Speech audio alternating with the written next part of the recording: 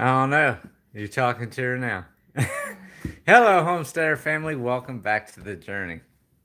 So Carla's at it again. She decided not only is she going to destroy the kitchen, but she's going to destroy more of the house. And not just that. So we're going to go over here to the workroom. And you can see the demolition has started. So she found an insulation guy to go ahead and do the spray foam, but they're a minimum of $1,000, and the kitchen was not enough for $1,000. So I told Carla I did the measurements of all these walls, that outside wall, this outside wall in here, and then back around to the other side will be close to what he charges for the $1,000 minimum. So like I told her, then that way the half wall there all the way to the half wall of the kitchen, that will give us half the house completely insulated on the downstairs. And then of course from here over, this other half isn't insulated, but this will give us some stuff. All right, lady. Hey. Calm it down. Emma, So, too much noise for you. when you build, you need to build things right. And this is what I'm talking about. My neighbor Dan taught me this. Headers, you build headers. That is not how you build a header. You put the 2x4s inverted, not on its side. You can see that big dip. They're putting all the strength of the ceiling down on here. Over here, they did even worse because you can see it's only one 2x4. They did two 2x4s there. The second one's not being supported at all. Over here, they did one. So I took a jack, took the beam that was over here, that was for show for that because it wasn't supporting anything, and I jacked up the floor joist of the upstairs. Of course, the boards are there. This blue line that this is sat on is the floor joist for the downstairs. Remember, it's supported right here in the center with the support that I did. And then it's supported over here on the foundation where the jack's at. So the jack cannot push down, can only push up. So the board goes up, jack that up. The single board, you can see that white line was like that one, just a single board with all that pressure coming down on it.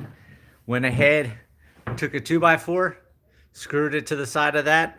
The bottom was out a good 6 to 8 inches because I made it flush with that 2x4, and then had Carla come, push that down, and then ran screws up through the center. So instead of doing headers here, it is going to be stronger to have the boards coming down. And what I'm doing is you can see the 2x4 there. So at the bottom of this 2x4, I'm going to run another piece of 2x4 down here. And then I'm going to take a 2x4 up to the bottom of that one and come down. So that will be 3 2x4s all screwed together. And then I will take small pieces 2x4 and go from the 2x4 that sits on top of these blocks that I put in right here, and go from this 2x4 to the bottom of the 2x4s that are going to go up. So everything's going to be flush all the way to the ground. With the jack, I jack this up about 1 inch, so that way when I come down, it will sit properly instead of sagging afterwards. And then I'll do the same thing here. Rip this one out after I get this one jacked up, run the 2x4s attached to that.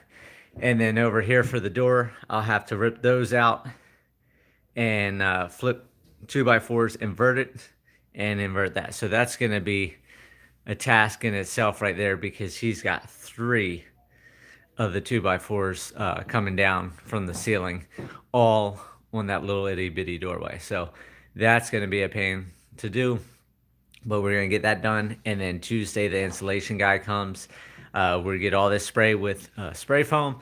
I'm going to get some plastic netting, like in the fencing section of Walmart, and on the back side of the 2x4s, I'm going to staple that to fill those holes. So that way when he sprays right into the net and be able to have a solid thing of foam from ceiling to floor. And that's what we got going on now. And we'll talk to you guys on the next one. Make sure you do it right. This is another thing. This window is not done properly, but we put the new window in, and it's just gonna have to be how it's gonna be.